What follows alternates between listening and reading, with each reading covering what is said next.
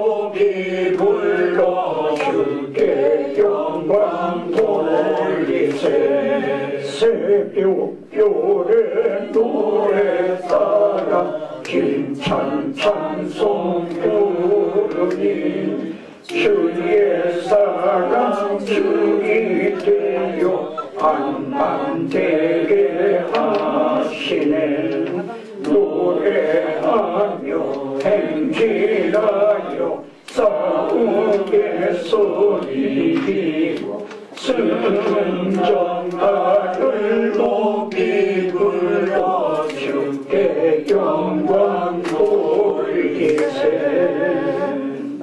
453장이라 예수로 알리고 남은 크고도 넓고 은혜와 대속해 주신 사랑을 간절히 알리오나니 내 평생의 소원 내 평생의 소원 대속해 주신 사랑을 간절히 알리오나니 성령이 서슴되셔서 진리를 가르치시고 거룩한 뜻을 깨달아 예수를 알게 하소서. 내 평생의 소원 내 평생의 소원 대속해 주신 사랑을 간절히 알리오나니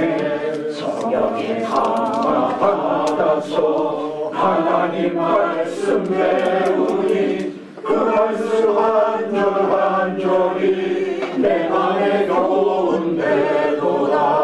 내 평생의 소원 내 평생의 소원 대속해 주신 사랑을 간절히 알기 원하네. 예수가 계신 보다는 영광에 불려있도다. 평화의 왕이 오시니 그 나라 왕성하도다.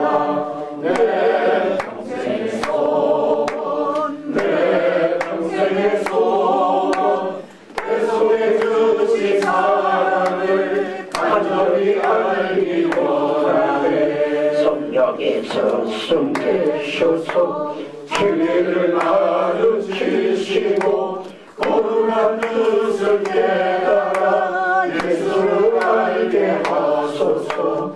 내 평생의 소원 내 평생의 소원 대속해 주신 사랑을 간절히 알기 원하네. 성령의 감화 받아서 하나님 말씀 배우니 그 말씀 한 절 한 절이 내 맘에 교훈되도다. 내 평생의 소원 내 평생의 소원 대속해 주신 사랑을 간절히 알기 원하네. 우리가 계획 기도는 오늘 시작하는 기도는 찬양으로 백신을 했습니다. 성령님 감화 받아서 우리가 이 시간도 하나님의 말씀을 잘 전하고 잘 알아듣게 해주실 것입니다.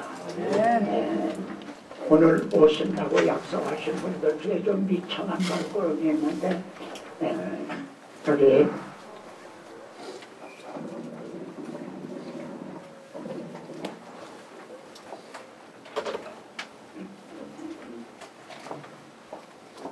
이 주제를 잠깐만 좀 다루고 오늘 교황일의 그 일정에 있는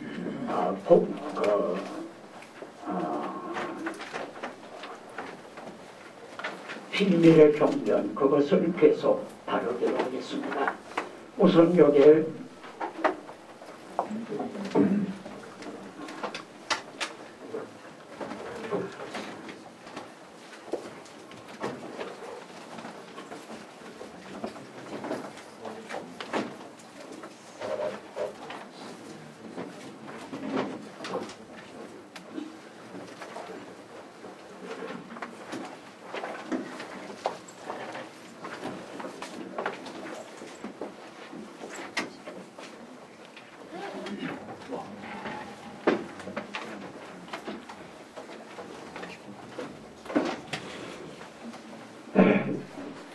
바울의 복음 전도의 결정은 어디서 왔는가? 아마 우리 목회자라고 하면 너나 할 것 없이 바울을 본받기를 원한 것입니다. 바울 자신도 나를 본받으라 하는 말씀을 했는데, 자신을 본받으라고 하는 것은 내가 그리스도를 본받은 것과 같이 너희도 나를 본받으라. 그러니까 우리가 주님을 본받는 징검다리로 아마 바울은 자신을 이렇게 본으로 세우지 않았나. 어떻든 우리 목회자로서는 이제 모두가 다 바울을 본받기를 원합니다. 그럼 바울처럼 목회하기를. 그런데 그 중에서 첫째가 바울의 복음 전도의 열정은 도대체 어디서 온 것인가? 저는 이 점을 좀 다뤄봤습니다. 바울의 사명은 모든 성지제 이방인에게 전하게 하시고, 이 그리스도의 풍성을 말이죠. 측량할 수 없는 그리스도의 풍성이라고 했어요. 예? 측량할 수 없는 그리스도의 풍성. 자기를 말이죠. 모든 성도 중에 지극히 작은 자보다 더 작은 나에게 이 은혜를 주신 것은, 이제 이 말씀이 성경에 기록이 됐고, 그리고 오늘 우리가 이걸 상고하는 마당에서는 이제는 우리 각자에게 주시는 말씀이 되는 거죠. 나 같은 죄인에게 이렇게 큰 은혜를, 나에게 은혜를 주신 것은 내가 무엇을 위해서 이때에 세움을 받았는가. 나에게 이 은혜를 주신 것은 이 측량할 수 없는 그리스도의 풍성, 이게 결국은 복음인 거죠. 이 그리스도의 풍성을 이방인에게 전하게 하시고 자기를 이방인의 사도로 세우셨다.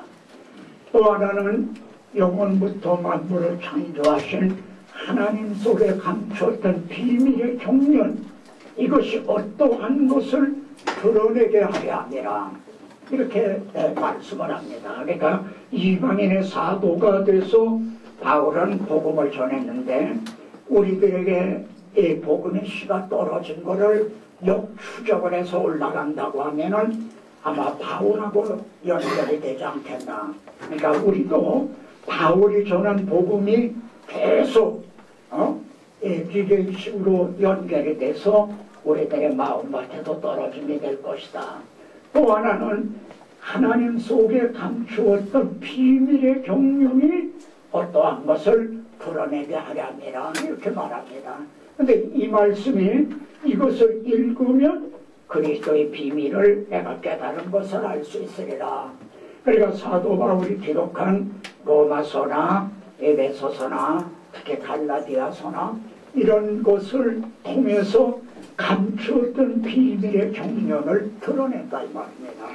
그러니까 그런 박해자 바울을 들어서 신약 성경의 절반 정도를 말이죠 기록해 하셨다고 하는 건 바로 이 사명이었던 겁니다. 그래, 이방인의 사도만이 아니라 이것을 하나님 속에 감췄던 비밀의 경륜을 기록을 해서 이걸 우리들에게 전해주는, 우리가 다음번에 다룰 비밀의 경륜이라고 하는 게 그겁니다. 다음번에 우리가 다룰 것이 바로 그 주제입니다. 그러면은 바울은 복음을 뭐라고 정의하고 있는가? 우선 이것부터 우리가 알아봐야만 되겠습니다. 바울은 도대체 복음이 뭐라고 말하고 있는가? 여기 보면 오직 비밀한 가운데 있는 하나님의 지혜를 말하는, 곧 감추었던 것인데 하나님의 우리 영광을 위해서 만세전에 미리 정하신 것이라. 여기 중문으로 제가 이거는 오늘 아침에 중국에서 전하던 거를 갑자기 좀 여기다 따와서 붙인 겁니다. 그래 그대로인데, 여기 먼저는 감추었던 거라고 말합니다. 감추어져 있던 거다. 복음이 얼마나 귀하고 중요한 거면 하나님이 감추세요. 여러분이 지금 감추는 게 뭡니까? 여러분 주머니에서 가장 소중하게 다루는 게 뭡니까? 무슨 현금 카드입니까? 무슨 어떤 보증 수표가 있습니까?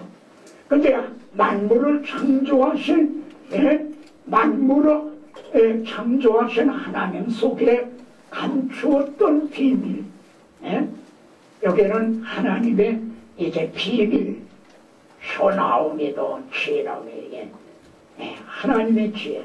근데 이것이 만세전에 예정됐던 거라면 임기응변으로 주어진 것이 아니라 만세전에 벌써 예정됐던 것. 그리고 바로 우리들의 영광을 위해서란 겁니다. 그러니까 복음이 무언가를 알아야 우리들이 지금 얼마나 영광스러운 은혜를 입었는가, 우리의 신분이 얼마나 영광스러운 신분인가, 그리고 이 복음을 전하는 우리들이 이 직분이 얼마나 영광스러운 직분인가. 그런데 이 복음을 옆으로 밀어놓고 다른 그 귀한 시간을, 그게 내 시간입니까? 설교 시간이 내 시간인가요? 내 마음대로 써도 되는 건가요? 우리 주머니에 있는 돈도 내 돈입니까?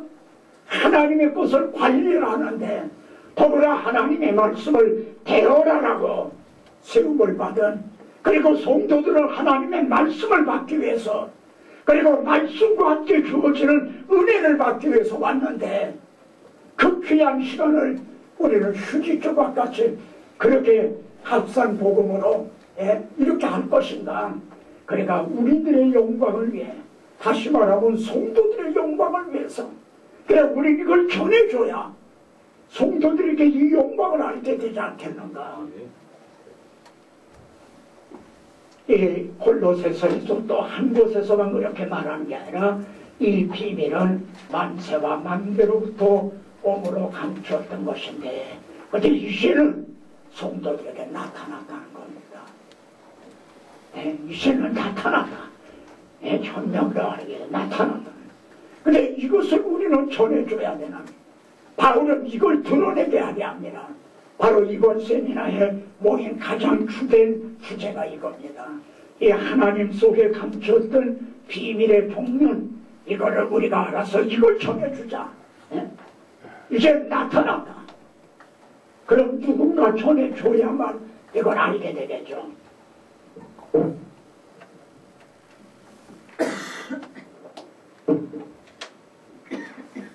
지금 바울은 복음을 뭐라고 정의하고 있는가, 그걸 먼저 보고 있습니다. 잠깐 나타냈다고 그랬습니다. 하나님이 나타나신다. 태초에 말씀이 계십니다. 이 말씀이 하나님과 함께 계셨으니 이 말씀은 하나님이시냐. 근데 말씀이 육신이 되어 우리 가운데 거하시네. 자, 태초에 도가 있었다. 말씀이 있었다는 겁니다. 근데 이 말씀이 하나님과 함께 있었다. 근데 이 말씀은 바로 하나님이시다. 근데 그 말씀이 말입니다. 도가, 말씀이 육신을 입고 오셨다는 겁니다.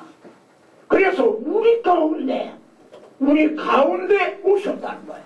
이게 얼마나 이게 나타난 겁니다. 예수 그리스도가 나타났다. 지금 복음이 나타나는 겁니다. 그런데 여기서 끝인 게 아니라 본래 하나님을 본 사람이 없으되 아버지 본성에는 독생하신 하나님이 나타나셨다. 임마누엘인 거죠. 하나님이 나타나셨다.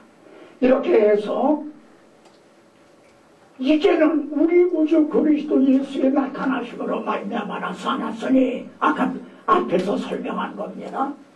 이렇게 나타났으니, 그런데 나타난 것만 아니라 나는 이를 위해서 이때 왔다 그러셨죠. 나는 이를 위해서 이때 왔다.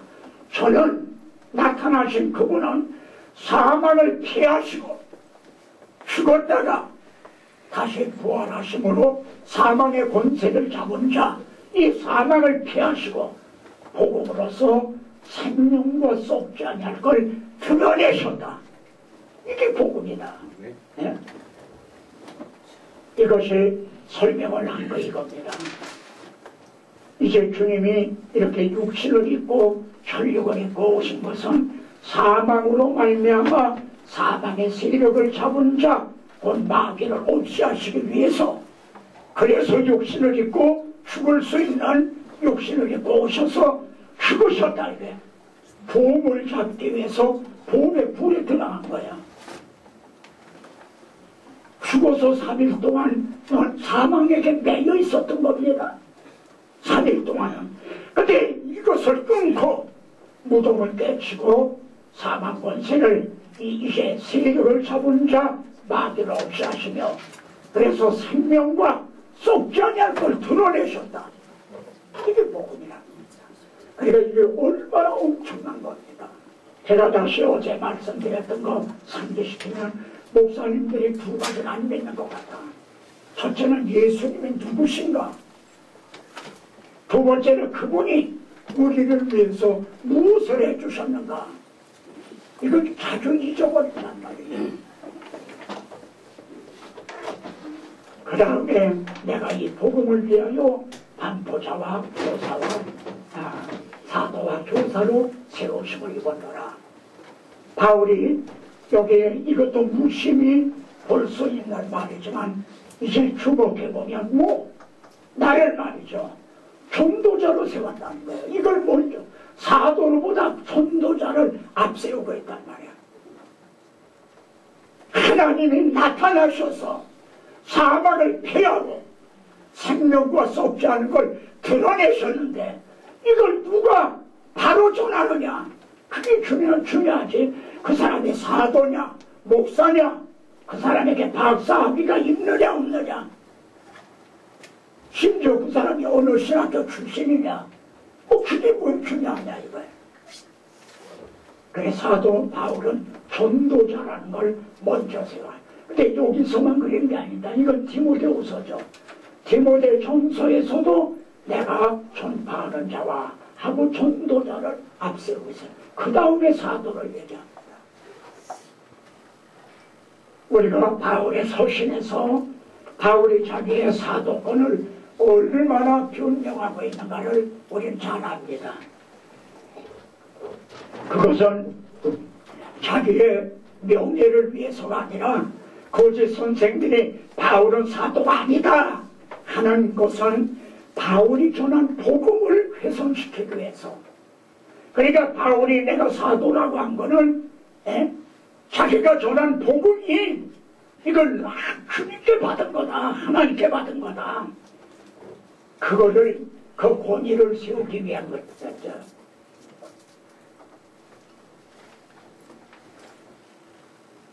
우리 주님 말씀합니다. 천국은 마치 밭에 간 주인 보화와 같다. 근데 이 보화를 발견을 했다 이거야. 그럼 어떻게 하겠어요? 가서 있는 소유를 다 팔아 그걸 샀다는 거죠. 예? 감추었던 보화와 같은데 이걸 만났다 이거야. 이 보화를 만났다 이거야. 이제까지 복음이 뭔가 그걸 정리했어요.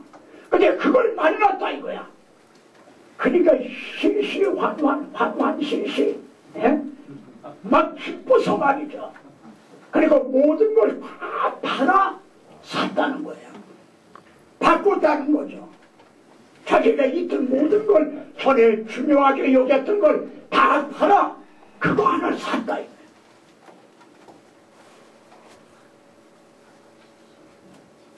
근데 그렇게 한 사람이 바울입니다. 또한 내가 모든 것을 해로 여기면 내 주 그리스도 예수를 아는 지식의 가장 고상함을 인하니라. 내가 그를 위하여 모든 것을 잃어버리고 배설물로 여기면 그걸 다 그리스도 한 분을 얻기 위해서, 그 복음 그거 하나 자기 이제 찾아하기 위해서. 이처럼 복음이 무엇인가를 알았다면 우리도 바울처럼 복음에 미친 사람이 될 것입니다. 그렇지 않겠습니까? 예수 그리스도와 그의 십자가에 못 박이신 것 위에는 내가 다른 것은 알지 아니하고 작정했다. 아주 그냥 깊게 자긴 것이다. 주님은 십자가를 지시기 위해 예루살렘으로 올라가기로 굳게 결심했다고 그랬어요. 근데 바울은 주님의 십자가를 전하기 위해서 굳게 결심했다. 우리가 그렇게 해야 마땅하지 않겠습니까? 그리고 자기는 십자가 외에 자랑할 것이 없다. 요 갈라디아서 6장 14절에는요 십자가를 한 절 아래 십자가라는 말이 4번이나 나옵니다. 이렇게 십자가를 자랑하는 거죠. 십자가 상에서 비로소 다 이루었다 선언하셨어요. 또 그때에 1500년 동안이나 막혔던 시장이 열려졌어요. 하나님과 우리 사이의 죄땀이 이제 해결이 됐다는 거죠. 그래서 바울은 나의 달려갈 길과 주 예수께 받은 사명, 곧 하나님의 은혜의 이 복음, 하나님의 은혜의 이 복음, 이걸 증거하는 일을 마치려 하면은 나의 생명을 조금도 귀한 것으로 여기지 않았다. 만일 너의 믿음의 제물과 봉사 위에 내가 나를 관제로 드릴지라도 맨 마지막에 포도주를 따라서 이제 하는 제사 의식이죠. 그러니까 자신이 거기에다 순교 피를 흘려서 말이지 드린다 하더라도 나는 기뻐하고 노인 무리와 함께 기뻐하리니. 성령이 강림하신 목적이 어디에 있는가? 성령이 오시게 되면은 그가 나를 증거할 것이 오겠어요. 그가 예수 그리스도를 증거한다는 겁니다. 근데 예수 그리스도에 뭘 증거하느냐? 이게 중요해요. 성령이 오시면은 예수 그리스도를 증거하는데, 그럼 예수 그리스도의 핵심이 뭐냐면 그게 여기 나옵니다. 내가 너에게 실상을 말하노니 내가 떠나가는 것이 너에게 유익이라. 내가 십자가 치고 죽고 부활하고 승천하고 이렇게 떠나가는 것이 너에게 유익이라. 내가 떠나가지 아니하면 보혜사가 너에게로 성령이 너에게 오시지 않는다 이 말이에요. 그러니까 성령님이 나를 증거할 것이라고 하는 건 오병이어를 증거하고 나사로 죽은 나사로 살린 거 증거하기 위해 오시는 성령이 아니라 십자가사에서 다 이루었다. 그러니까 시장을 쫙 찢어져 주신 단번에 모든 죄를 해결해 주신 이걸 증거하기 위해서 오시는데, 만일 주님이 십자가를 지시지 않는다면 성령은 오실 이유가 없다는 거예요. 오실 필요가 없다는 거죠. 증거할 것이 없다는 거죠. 우리들의 사역에 성령님의 나타나심과 능력을 우리가 이렇게 임재를 맛보는 게 희박한 것이 바로 여기 있는 것이 아니냐. 그래서 여기 보면은 바울을 부르실 때는 주님이 부르셨어요.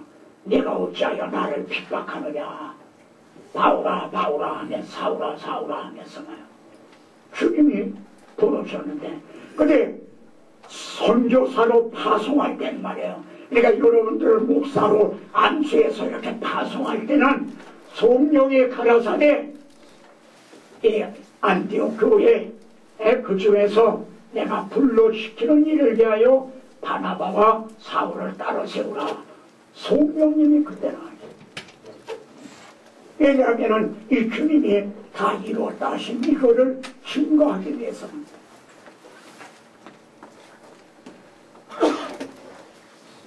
성령과 이 성령의 이 기록 목적이 뭔가? 성경의 기록 목적. 우선은요, 성경의 저자가 누굽니까? 물론 여러 사람을 들어서 쓰셨지만은 성경의 저자는 성령님이시다. 우리 그렇게 고백하는 사람들입니다.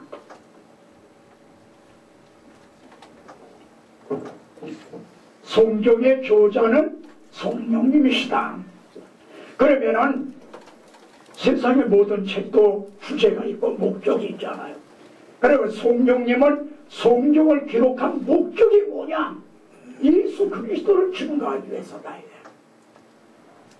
그래서 성령님은 성경을 기록하게 하신 거다.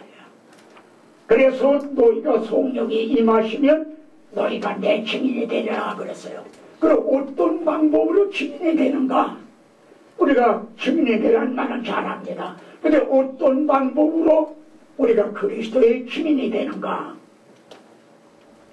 여기 바울이 여기에 모습이 나옵니다. 성경을 가지고 예수 그리스도를 증거하기 위해 성령께서 미리 기록해 놓으신 성경을 가지고 강론했어요.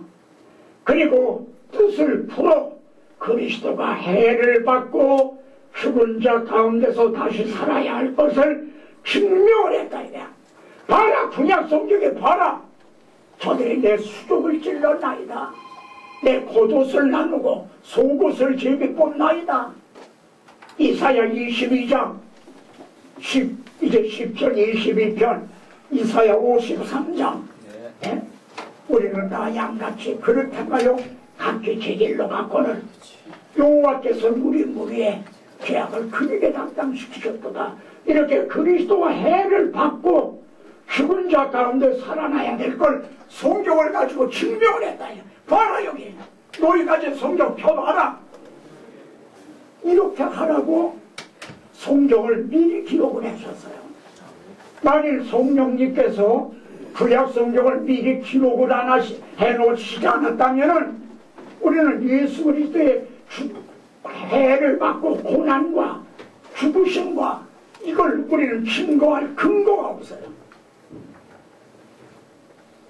성령님은 이렇게 해서 성경을 미리 기록하게 하셨다. 그리고 주님이 다 이루었다. 성경, 구약 성경의 언약과 예언과 모형과 예표 등으로 하신 걸 다 성취하셨어요. 그렇게 이루어 놓으셨다, 이루었다. 그러니까 이걸 누가 아는가? 이제 성령님이 오셔서 미리 기록해 놓은 성경을 가지고 이걸 증명을 해서 그래서 이제 그들로 믿게 하고, 만일 우리가 오늘 이 방법대로 한다면 아마 복음은 정말 능력 있게 역사하리라고 봅니다.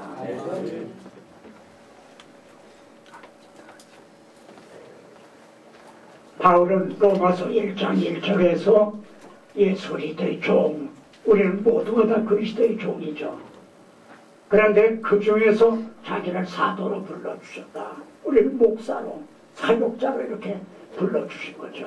거기에는 목적이 있는데 복음을 위해서, 하나님의 복음을 위해. 이 뒤에 가보면 아들의 복음이라는 말이 나옵니다. 복음의 주체는 하나님이십니다. 그리고 복음을 이루신 이제 핵심은 또 예수 그리스도죠. 그래서 하나님의 복음, 아들의 복음, 이런 말이 나옵니다. 우리들의 신분, 나는 내 신분은 뭔가, 무엇을 위해서, 내 소명과 사명은 뭔가, 나는 무엇을 위해서 이제 세워버린 거는가. 하나님의 아들도 내가 이를 위해서 이때 왔나이다. 저 천세전부터 주님은 이를 위해서 이때 오셨다.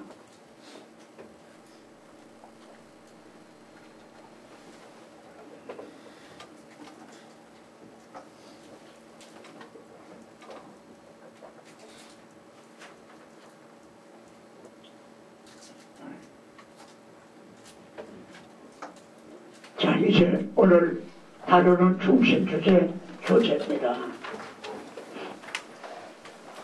조금 앞부분을 생략을 하고 좀 고쳤습니다. 조금 뒤에 가보시면 이게 나올 겁니다. 오늘 여기는 그 페이지로 1페이지네요. 아까 반대로 자기를 이방인의 사도와 또 하나님 속에 감추었던 비밀의 경륜, 이 경륜이라고 하는 사전적인 의미는요, 어떤 일을 계획을 하고 그걸 조직적으로 추진해 나가는 거, 이걸 경륜이라고 합니다. 그러니까 저거는 정치의 경륜이 있다. 저 아무개는 정주영 씨는 사업의 경륜이 있다. 근데 이 우리에게 주어진 복음은 임기응변으로, 임시변통으로 그렇게 주어진 것이 아니란 말입니다. 영원부터 만물을 창조하신 하나님 속에 벌써 계획되어 있었던 거란 말입니다. 그리고 그것을 창세기서부터 차차 조직적으로 추진해 오셨다는 거예요. 우리 그거를 드러내줘야, 예? 이걸, 그 비밀의 종류는 어떠한 걸 이걸 드러내게 하게 합니다. 그래야만 성도들에게 뿌리가 박힌다는 겁니다. 신학의 뿌리, 그리고 토가 굳어지고 너희를 경고케 하게 합니다. 뼈대가 있는 신앙. 성도들이 너무 감정에만 그냥 지배를 받잖아요. 예? 이게 뼈대가 있는 신앙이 된다. 이게 경고한 이런 건물도요, 하자라는 거 있고 이제 부실공사라는 게 있습니다. 하자는 어디에 흠이 있으면 그걸 고치면 돼요. 근데 부실공사다, 그건 골조가 뭐 어떻게 잘못됐다든가 주저앉을 염려가 있다, 이게 부실공사입니다.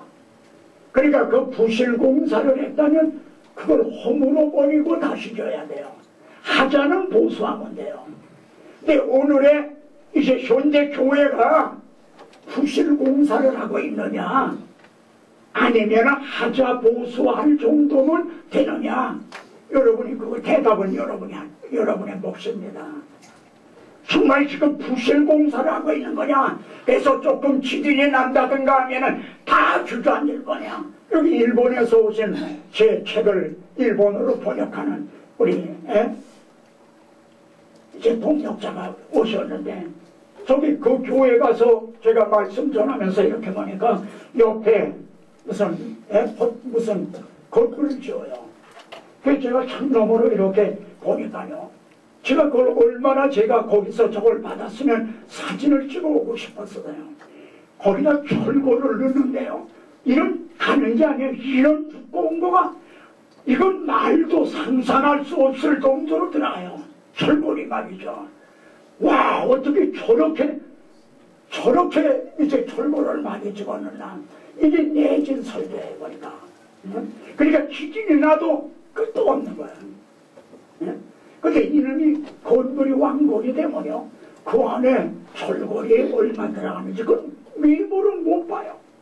지금 우리 성도들 속에 철골이 내진 설계가 돼 있는 그런 철골이 들어가 있느냐, 아니면 부실공사를 해서 다 빼먹고 말이죠, 철골을 몇 개 안 집어넣고 그런 거 아니냐. 우리 이거 심각하게 반성을 해봐야 됩니다. 그래서 정말 지진과 같은 시련, 환란 이런 게 닥친다고 하면 이 건물이 얼마나 이제 남아날 건가. 이 점을 이게 고린도전서 3장에 나오거든요. 공력을 시험할 날이 온다고 그랬죠. 그래서 어떤 사람은 집으로, 풀로, 나무로 집을 짓는 사람, 어떤 사람은 금이나 은이나 보석으로 집을 짓는 사람, 그 공력이 시험할 날이 온다. 그래, 왜 우리가 이 하나님의 비밀의 경륜을 왜 드러내야 되는가? 왜 이걸 성도들에게 증거해 줘야 되는가? 그래야 그 신앙에 뿌리가 박히고 토가 굳어져서 그래서 경고하게 된다는 겁니다. 그리고 또 하나님의 비밀의 경륜을 전해줄 때에 나를 구원하시기 위해서 하나님이 이렇게 하셨구나. 이 비밀의 경륜을 깨닫게 될 때에 그리스도의 사랑을 알아. 넓이와 길과 높이와 깊이와 어떠함을 이제 깨달아서, 더 점점 깨달아서 하나님의 모든 충만하신 것으로 충만한, 말하자면 이렇게 된다 이 말입니다. 이 비밀의 경륜을 우리가 드러내서 증거해야 될 목적이 어디 있는가? 그렇게 될 때, 그걸 증거해 줄 때에 우리에게 주신 성령으로 말미암아 하나님의 사랑이 우리 마음에 부음받게 되네. 우리 이제 설교자들이 이 말씀을 전할 때 성령께서는 듣는 성도들 마음에 사랑을 부어준다는 겁니다. 너를 이렇게 사랑했다, 여기까지 사랑해 주셨다. 사랑의 마음에 하나님의 사랑이 부어진다니. 그래서 그 사랑이 우리를 강권하시는도다. 사랑이 끈단 말이에요. 아마 여기 계신 분 중에 지금 서재에 보면 목적이 이끄는 삶, 아마 그 책이 없는 분이 없을 겁니다. 그리고 아마 그걸 가지고 이거다, 이걸 가지고 하면 성도들이 변화가 되고 교회가 이제 부흥하고 할 거다. 아마 그러고 또 해보셨을 겁니다. 유익해요. 저 그거 반대하거나 절대 그리는 거 아닙니다. 근데 제가 아쉬워하는 거는 목적이 이끄는 삶이 아니라 복음이 이끄는 삶이래요. 왜냐하면 목적이 이끄는 삶이라는 건 첫 창조와 결부가 됩니다. 첫 창조. 하나님이 인간을 창조하실 때 이제 어떤 목적에 의해서 지으셨는가? 근데 그게 타락을 해버렸거든요. 그래 하나님은 재창조를 예수 그리스도를 통한 복음을 통해서 그리스도 예수 안에 있는 자에게는 새로운 피조물이라 이전 것을 지나갔으니 옛 창조했던 그리고 원복음 그 원죄하에 있던 이전 건 지나갔다 이거야. 그리고 이제는 우리는 복음이 이끄는 거듭난 삶, 하나님의 사랑이 이끄는 이 삶을 살아야 된다. 그러니까 그 제목이 좀 아쉽다는 거죠. 이동훈 목사님이 쓰신 여호수아 강의에도 그런 게 나와요. 하나님을 정복한 영웅 여호수아. 그 내용은 훌륭하고 이제 중요하죠. 그렇지만 저는 그 제목이 아쉽다는 거죠. 가나안을 정복한 영웅은 여호수아가 아니다냐. 내가 모세와 함께 있었던 것 같이 내가 너와 함께 있겠다. 이건 네가 하는 게 아니다. 예? 그러니까 우리가 왜 하나님 속에 감추었던 비밀의 경륜을 드러내야 되는가? 이런 뜻에서입니다. 그리스도의 사랑이 부어지고 그래서 사랑의 강권함을 받는 이렇게만 된다면 뭘 더 말하겠습니까? 사랑의 강권함을 받는. 자, 이제 본론으로 들어가세요. 성경은 문제에 대한 답안이다. 이걸 늘 염두에 좀 두시기 바랍니다. 설교를 작성하실 때 여기 문제는 뭐고 답안은 어떻게 주어졌나. 난 문제만 주고 답안은 안 주는 게 아닌가. 이렇게 하시면은 그래도 설교가 점점 더 윤택해지고 성도들에게는 이제 그 해답을 주는 힘이 되는 거죠. 그날 왔다 해답을 얻고 가니까 무거운 짐 지고 왔다가 그걸 다 해결받고 가는 것처럼 기쁨이 있고 감사가 있고 그런 거 아닙니까? 그러니까 이걸 그저 늘 좀 염두에 두시기 바랍니다. 성경이 왜 필요하게 되었는가? 문제가 발생했기 때문에 내가 여자의 우선을 보내 뱀의 머리를 상하게 하겠다. 이런 원복음이 주어지고 주님이 십자가를 지시게 되고 그랬다 이 말입니다. 그런데 문제는 성경에서 보십시오. 이제 문제는 사람이 일으키고 답안은 하나님의 은혜해 주십니다. 제가 오늘 이걸 서둘러서 하고요. 어떤 시간을 쪼개서 선지서를 잠깐 좀 다루려고 합니다. 그래야만 이 문제를 좀 더 밝히 알게 됩니다. 근데 하나님이 답안은 하나님이 해주시는데 자기 아들을 통해서 해주신다는 겁니다. 그래서 이제 여기 하나님은 일을 행하는 여호와, 계획하신 바를 이루시는 하나님이요 일을 행하는 여호와, 그것을 지어 계획을 하시고 성취하시는 여호와. 우리 하나님은 일을 행하시는 하나님입니다. 이 말씀이 나 자꾸 옆으로 가지를 치지만은 다윗이요 성전 짓겠다 그랬어요. 그러니까 나단을 통해서 나는 성전 필요 없다. 난 성전에 거하지 않고 천막에 거했다. 회막과 장막에 거하며 행하였나니 그렇게 말씀했어요. 근데 이거 굉장히 중요한 요점입니다. 성전은 부동산이에요. 이 부동산 건물. 근데 회막 성막은 천막이란 말이야. 이거 이동식이에요. 하나님은 지금 계속 이동하는 야정군 사령관과 같은 그렇게 일을 행하시는 하나님이에요. 예?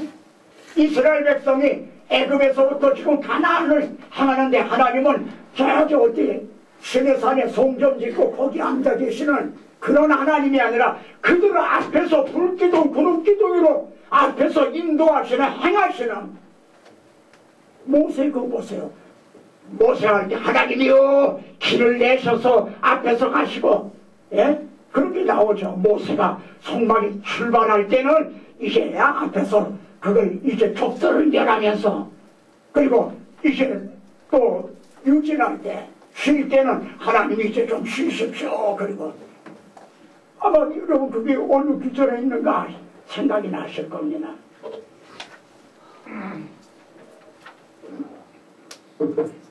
건물에 거하는 것은 우상입니다. 우상. 그러니까 지금도 예배당을 성전이나 우리가 넓은 의미에서 이해하기 쉽게 그렇게 부르기도 합니다. 저는 뭐 그걸 굳이 탓하려고 그러질 않습니다. 근데 오늘 오후에 오신다고 그랬을 거예요. 제가 옆에 있는 교회에 이제 나가는데 지난주 설교를 학계 일장을 설교하시더라고요. 하나님의 성전은 황무했는데 너희들은 너희 집들에만 그냥 편복한 집에 거하는 게 옳으냐? 너희 소위를 한번 살펴봐라.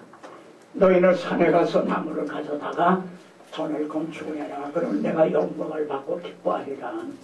이 설교를 이제 하시더라고요. 근데 그 설교를 해서 결국은 이제 어디로 적용을 시키냐면은 이제 철학적으로 우리가 무슨 이제 무슨 마음의 성전이고 무슨 뭐 말하자면 그런 식으로 참 그건 좀 아쉽죠. 거기에서 조금만 눈을 좀 뜨면요, 그 옆에 바로 2장에 이런 말씀합니다. 이전에 나중 영광이 이전 영광보다 더 크리라. 하나님은 이렇게 말씀합니다. 금도 은도 내 것이요 금도 내 것이라. 즉 뭐냐면은 스룹바벨 성전은 초라했거든요.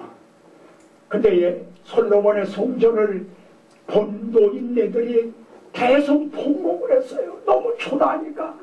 예? 그러니까 우리 하나님께서 너희들이 보기 어떠냐? 보잘것없지 않느냐? 아니 하나님의 성전이 진짜 보잘것없지 않느냐?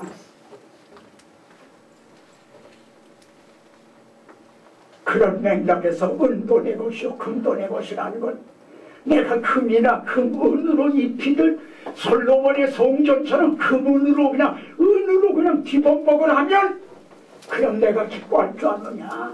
금도 내 것이고 은도 내가 만든 창조주다. 근데 내가 무엇이 아쉬운 것처럼 금이나 은으로 지음을 좋아하고 그럴 줄 아느냐? 이 전에 이 성전에 나중 영광이 이전 영광보다 크리라. 그건 참 성전 되시는 예수 그리스도가 오실 거를 상징하는. 그럼 왜 성전을 지라고 그래요? 상번제를 드려야 되잖아요. 상번제. 그래서 참 성전이 오셔서 십자가상에서 다 이루었다 하시는 그 메시의 언약을 잊어버리지 않기 위해서, 그걸 만족하지 않게 하기 위해서 그 성전을 지으라고 하신 거예요. 하나님이 무슨 우상처럼 이렇게 갖다 앉혀놓으면 이놈은 걸어 나오지도 못하고 눈이 있어도 보지도 못하고 이거 팔이 굉장히 아플 거예요. 그렇잖아요. 이거 얼마나 어리석고 미련한 거냐 이거죠. 근데 우리 하나님은 스데반이 그것 때문에 숨겨당한 겁니다. 하나님은 이런 성전에 계신 게 아니다. 그러니까 저는 성전을 모독을 했다 이래요. 성전을 모독했다. 그런 놈은 죽여야 된다는 거죠. 그런데 하나님은 다윗에게 나는 이 성막 초회막에 거했다. 즉 솔로몬이 이제 모세라는 회막, 여호수아라는 회막, 우리들의 지금도 우리들이라는 나라는 회막 안에 거하시면서 행하시는 하나님이다. 어디에 앉아 계시는 하나님이 아니라 행하시는 하나님. 지금도 일을 하고 하시는, 일을 행하는 여호와다 이거야. 그래, 하나님이 이 창조할 때 하나님 보시기에 심히 좋았더라 했습니다. 그때는 아무 문제가 없었다는 거죠. 그리고 무슨 문제냐? 한 사람으로 말미암아 죄가 들어옴으로 문제가 생긴 거죠. 근데 최우선적인 그런 문제가 뭐냐? 이거에 확보해야 됩니다. 이 점에. 지금 여기 에스겔 36장은요, 바벨론에 있는 포로들을 돌아오게 하시겠다는 그런 문맥에서 주어진 겁니다. 예? 여호와의 말씀이 이스라엘, 내가 이렇게 행하면 이건 돌아오게 하겠다는 겁니다. 바벨론에서 포로들을 돌아오게 해주겠다. 이렇게 행하면 너희를 위함이 아니요, 이 말은 너희들에게 공로나 자격이 있기 때문에 지금 바벨론에서 돌아오게 해주겠다는 게 아니다.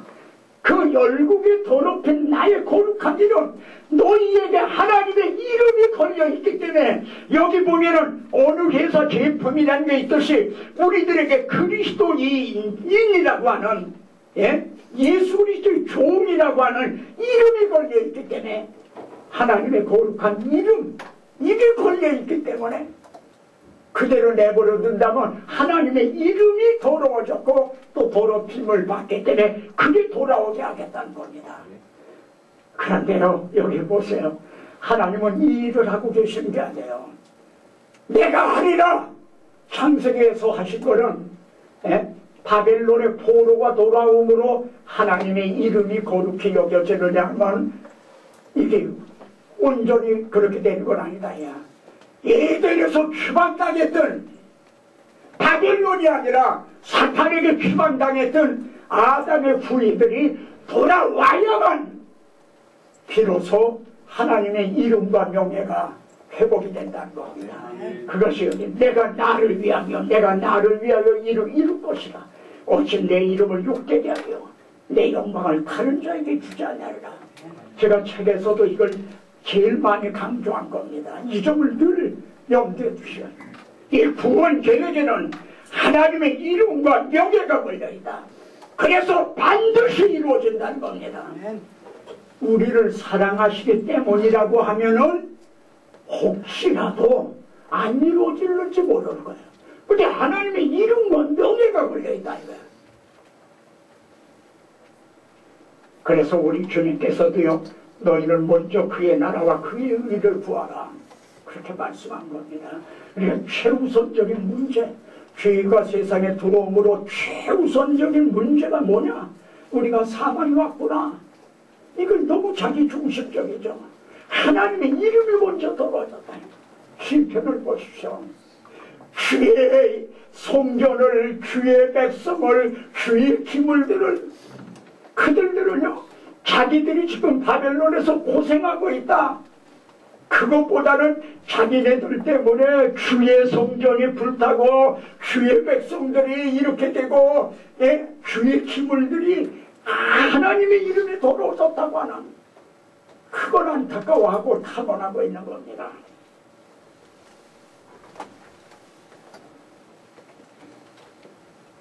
다음은 아담의 후예들이 안고 있는, 그러니까 우리들이 안고 있는 이런 점을 에서 우리 목사님들이 지금 한번 눈앞에 영상처럼 그려보세요. 내 교회 성도들이 안고 있는 문제가 이거라는 겁니다. 근데 난 그들에게 이 해답을 줬는가? 그들은 여기에 확신을 가지고 확고하게 욕과 같은 시험이 와도 혹은 임종 머리에서도 흔들리지 않도록 확고하게 세워줬는가? 지진이 나도 무너지지 않도록 해줬는가? 첫째 사망입니다.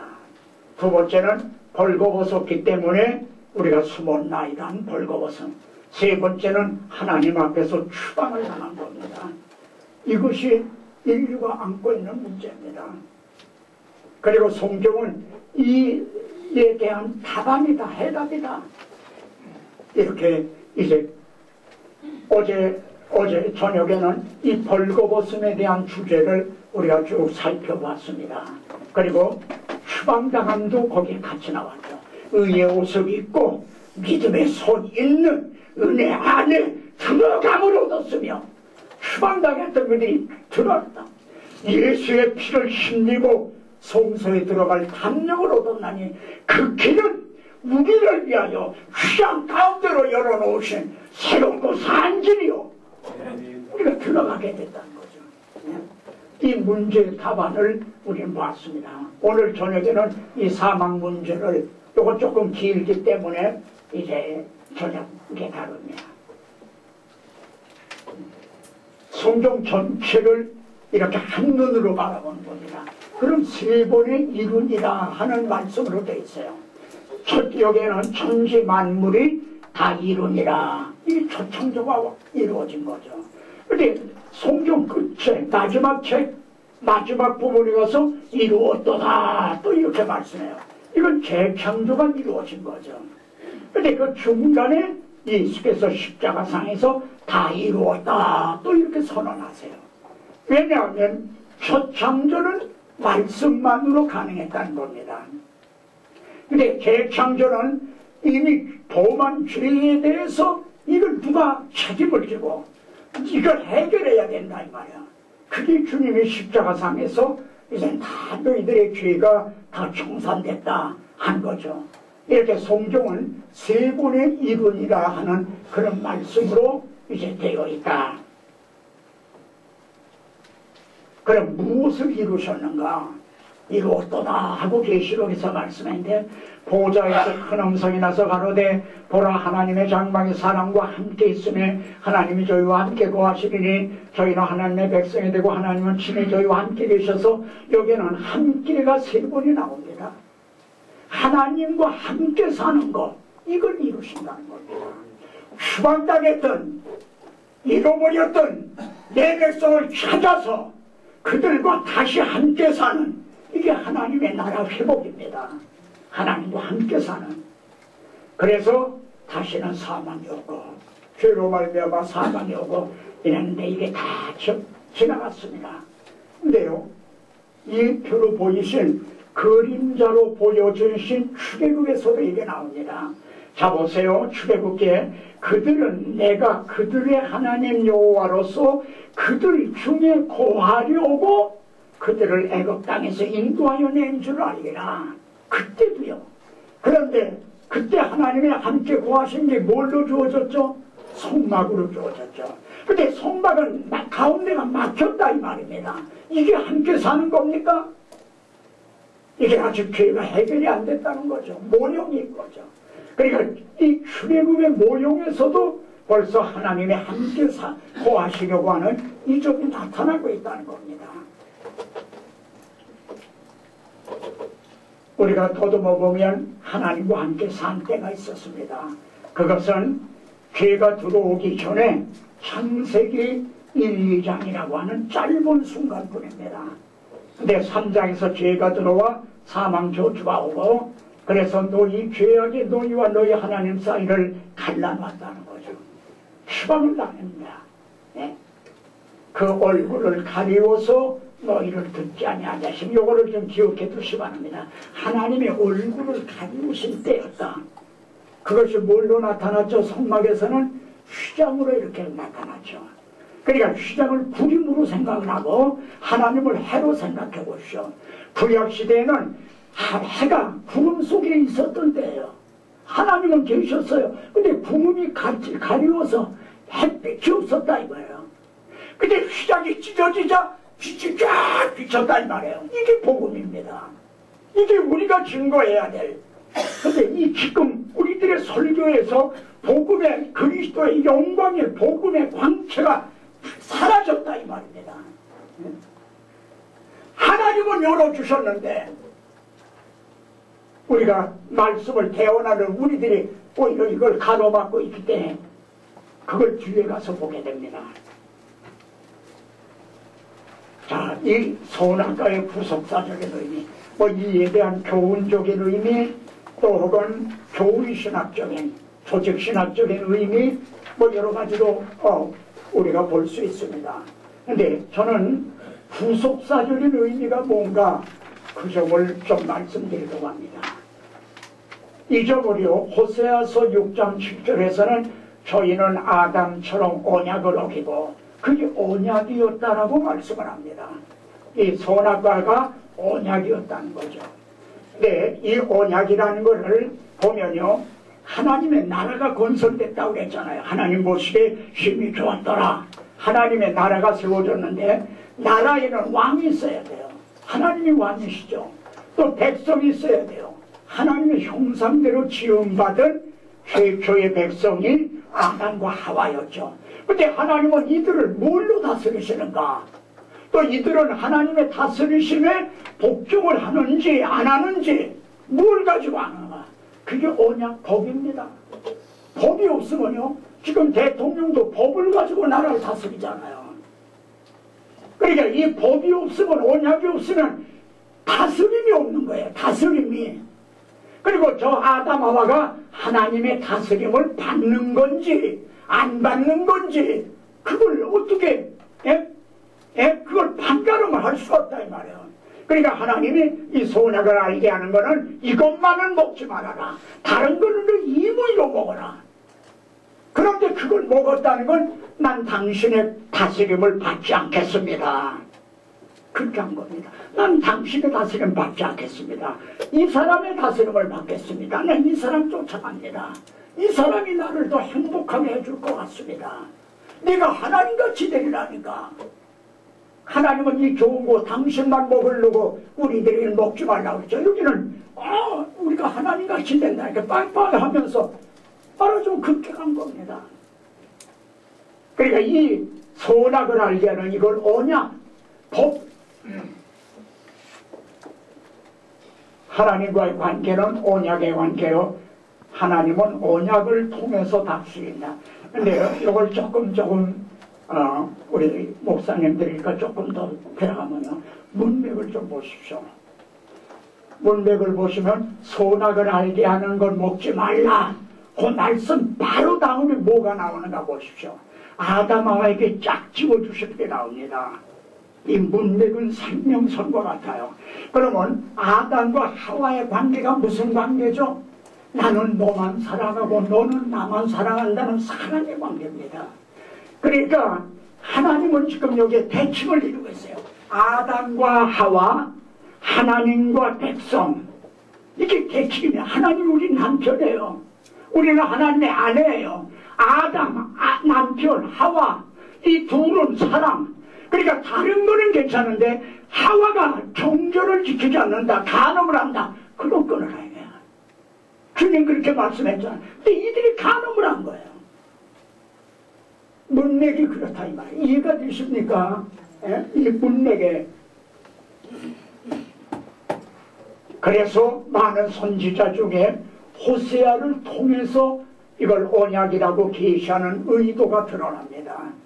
호세아가 고멜하고의 관계가 하나님과 우리와의 관계와 같은 그런 관계였잖아요. 이 백성이 내 앞에 이제 음행을 하지, 간음한 자와 같다.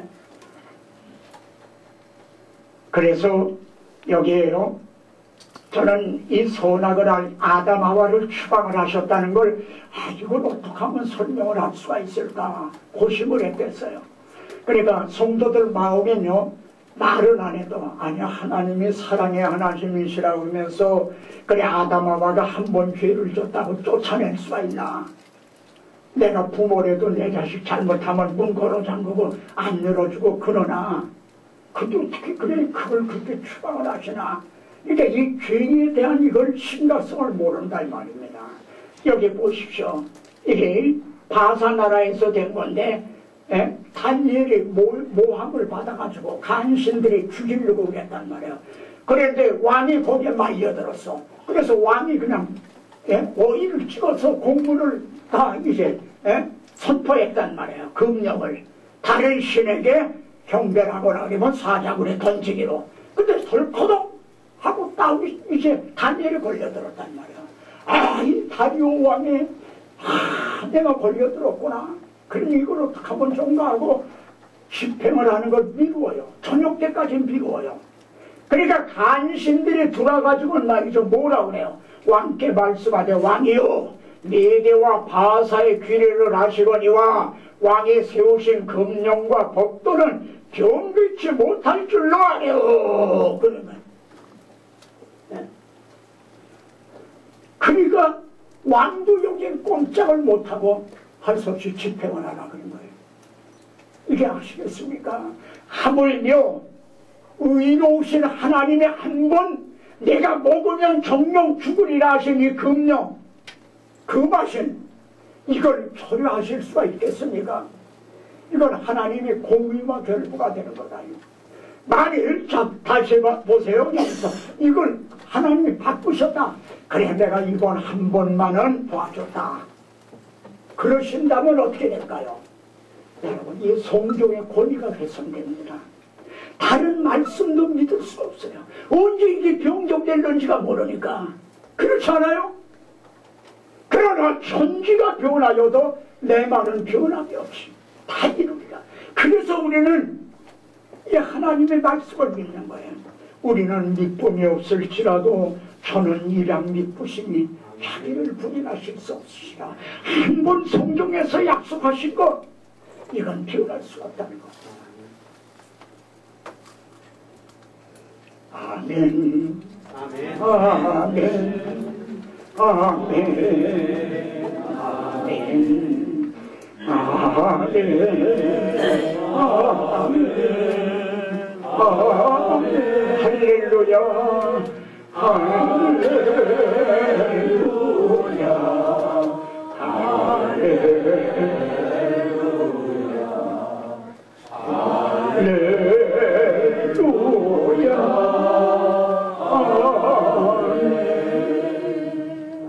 그리고 이 성경 구절을 들어서 설명하는 것도 도움이 됩니다. 문맥 자체는 불신자들과의 교제를 말씀하는 문맥이지만은 이건 들어서 설명을 하는 게 도움이 된다는 겁니다. 여기 보면 의와 불법이 어찌 함께하며 빛과 어둠이 어찌 사귐이 오겠어요. 하나님은 의로우신데 아담하와는 불법이 됐다 이 말이에요. 그래서 함께 사는 것이 불가능했다는 거죠. 하나님은 빛이신데 아담하와는 어둠에 잡혀있는 거죠. 빛 앞에서 어둠을 빛 앞에 끌어다 놔도 이놈은 없어져요. 네? 이건 그러니까 같이 살 수가 없다는 거죠. 그래 하나님과 함께 사는 것이 깨어지고 말았다. 그런데 이에 대한 답안으로요, 내가 하리라 하는 원복음. 이 원복음의 구조가 그겁니다. 여자의 우선과 뱀의 우선으로 갈라지게 되리라. 두 사이는 원수 적대감이 있으리라. 근데 여자의 우선이 뱀의 머리를 상하게 하리라. 내가 하리라. 내가 이렇게 하겠다. 여자의 우선을 보내서 너희들을 유혹을 하고 그래 멸망시키게 한 저 뱀의 머리를 상하게 하고 너희를 구원해 주겠다. 내가 하리라. 이것이 원복음입니다. 이렇게 원복음은 세 마디로 되어 있습니다. 이걸 이제 계속 기억하고 붙잡고 계셔야 됩니다. 왜냐하면 그게 계속 구속사에 계속 그게 나타나기 때문입니다. 하나님은 내가 하리라 하고 재창조의 일을 시작을 하셨다.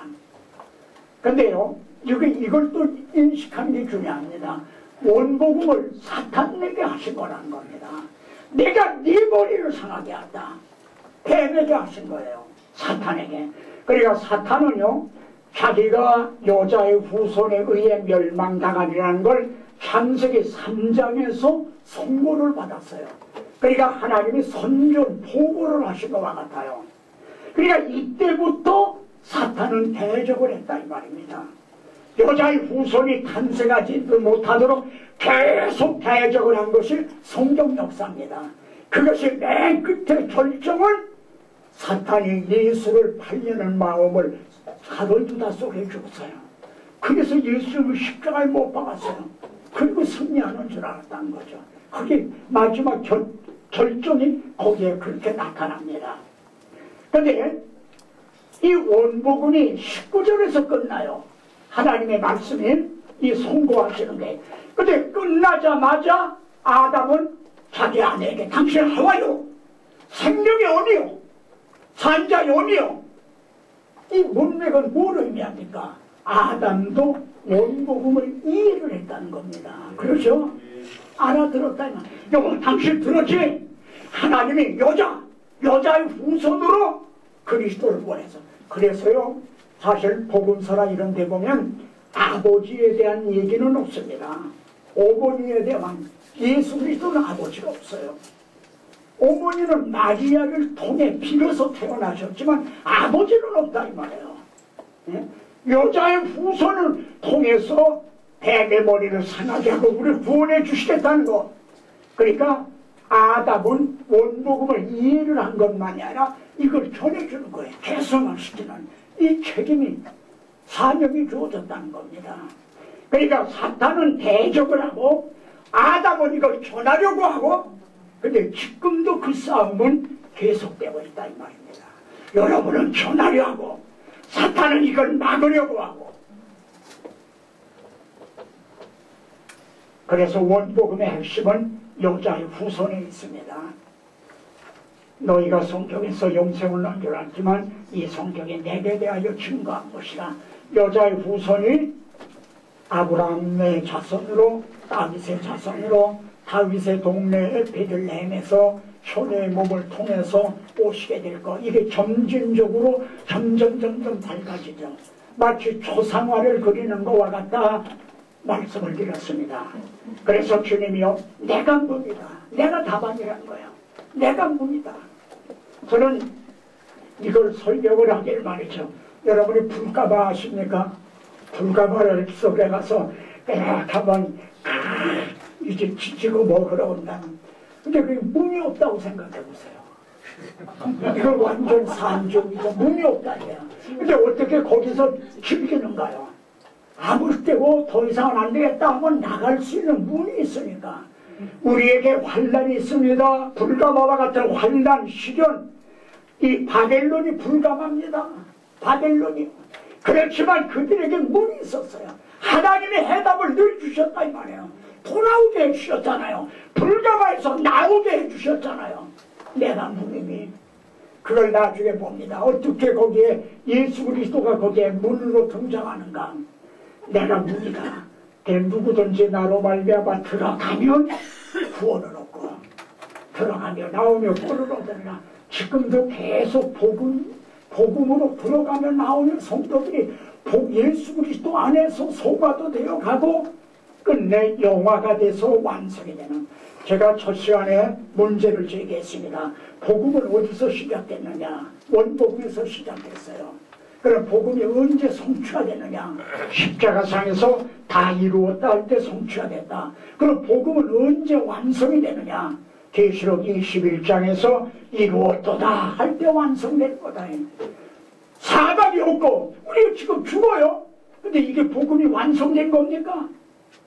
사박이 죽음으로 죄로 말미암아 죽음이 왔는데, 그리고 나는 죽는데, 죽을 날이 얼마 남았잖아요. 죽는데, 그리고 이게 완성입니까?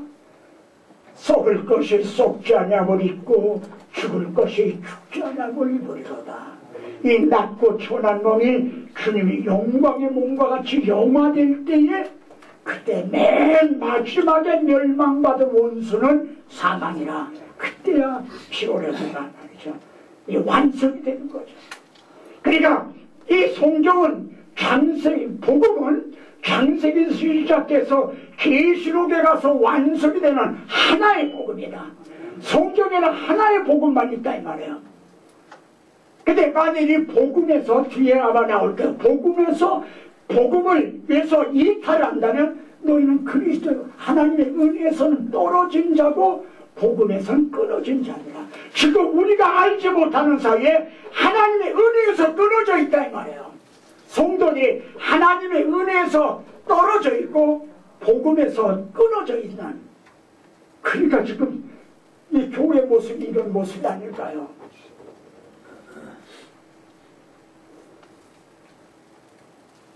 내가 문이다, 내가 길이다, 내가 해답이다.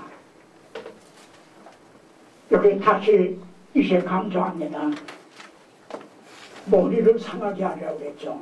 여자의 우선이 뱀의 머리를 상하게 하려. 그거 모르신 분이 하나도 없어요.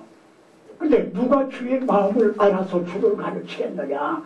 이렇게 말씀하신 하나님의 마음이 뭐냐. 하나님 그 중에는 지금 뭐가 들어있느냐. 여자의 우선이 뱀의 머리를 어떤 방법으로 이제 상하게 하느냐. 그게 여기 설명이 나오네. 복음이 드러났잖아요. 그러니까 드러난 걸 통해 이걸 안다는 거죠. 신약의 빛을 통해 이걸 안다. 자녀들은 예수님이 여자의 후손으로 육신을 입고 오셨잖아요. 여자의 후손으로 육신을 입고.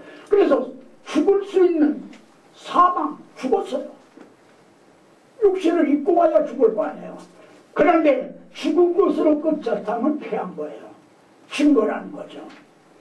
근데 사방의 세력을 잡은 자, 곧 마귀를 없애하시며, 그래서 뱀의 머리를 상하게 하셨다.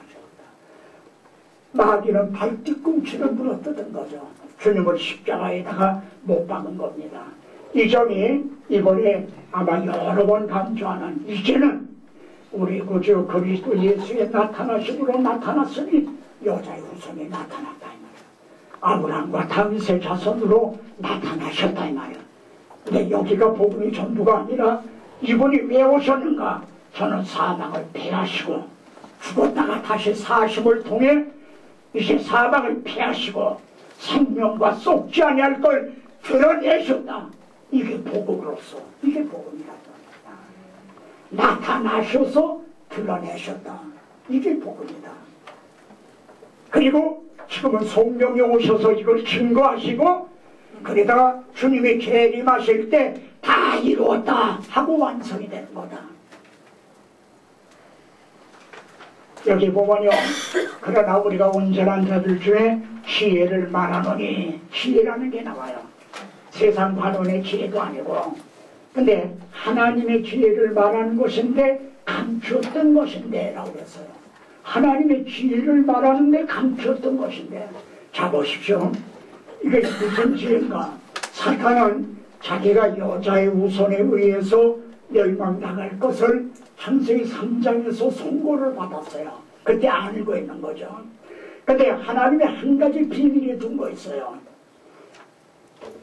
이 사탄은 그러니까 이제 이 여자의 후손이 탄생하지 못하도록 아벨이 여자의 후손의 주지가 되니까 죽였단 말이에요. 에? 뭐 계속 그런 게 이제 계속 이어져 내려오게 됩니다.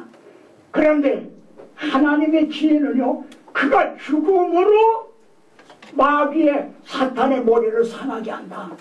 사망으로서 사망의 세력을 잡은 자, 여기요, 사망으로 말미암아 사망의 세력을 잡은 자 마귀를 없애하시며, 그러니까 이 사탄은 자기가 예수를 십자가에 못 박아 죽이면 승리하는 줄 알았는데 이것이 하나님의 감추었던 지혜라 이 말이에요. 미랄 하나가 땅에 떨어져 죽음으로 많은 열매가 퍼지게 되는, 이게 감추었던 지혜. 이걸 마귀가 몰랐다 이 말입니다. 이거는 비밀에 붙여뒀다 이거예요. 이게 복음서에도 많이 드러납니다. 주님께서요. 주님께서 제자들에게 그런 말씀을 하시죠. 예?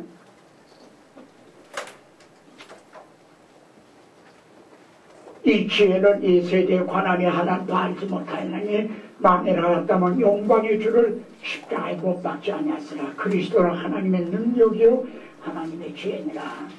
자, 이제 원복음은 세 마디로 되어 있었습니다. 첫째, 두 부류로 갈라지게 된다. 여기 아벨과 가인으로 갈라지게 됩니다. 아벨의 제물과 아벨 자신과 제물은 하나님이 받아주셨어요. 근데 가인은 받지 않으셨잖아요. 여기 갈라지는 겁니다. 예? 그리고 갈라만진 게 아니라 가인이 아벨을 쳐 죽이니라 그렇게 나옵니다.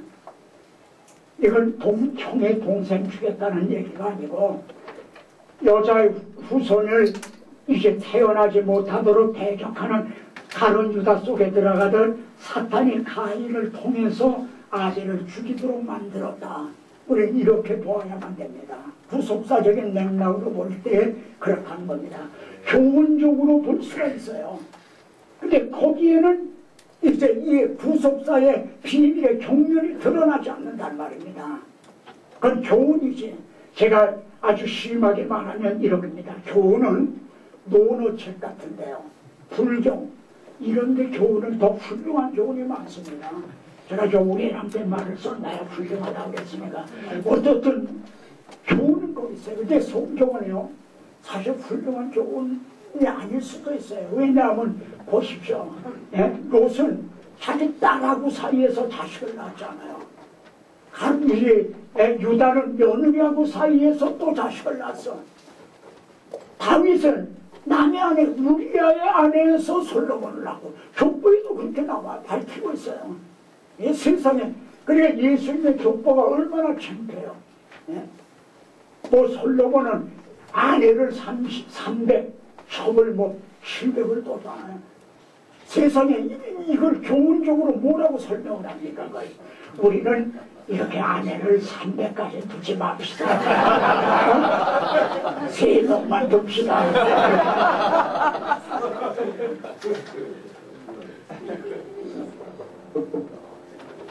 그러니까 우리가 교훈은 다른 종교에도 교훈은 있다. 그러나 이 우리의 해답은, 문제에 대한 해답은 오직 성경에만, 기독교에만 있다. 여기에 이삭과 이스마엘이 또 갈라진 걸 봅니다. 근데 이 이스마엘은 아버지는 같지만 어머니는 다르잖아요. 그러니까 갈라졌다 그럴 수 있지만 야곱과 하나님은 그럴까봐 야곱하고 에서를 쌍둥이로, 그런데 또 에서를 형해요. 근데 뱃속에서부터 갈라져. 자, 질문을 하나 드리고 이제 잠깐 쉬시고 하도록 하겠습니다. 자, 하나님 원복음의 첫째가 뭐죠? 여자의 우선과 뱀의 우선 두 부류로 갈라지리라. 질문입니다. 아담 하에 있잖아요. 우리 아담의 후손 아니에요. 우리는 다. 그러니까 원죄 하에 있단 말이에요. 그럼 원죄 하에 있으면 한 사람의 예외도 없이 다 뱀의 후손이 돼야 돼요. 근데 여자의 후손이 어디서 생겨났어요? 어떻게 두 부류로 갈라지느냐 이거야. 한 부류가 되겠지. 다 뱀의 후손. 예? 그렇게 돼야지. 어떻게 여자의 후손이 어디서 났나 이 말이에요. 10분만 휴식하겠습니다.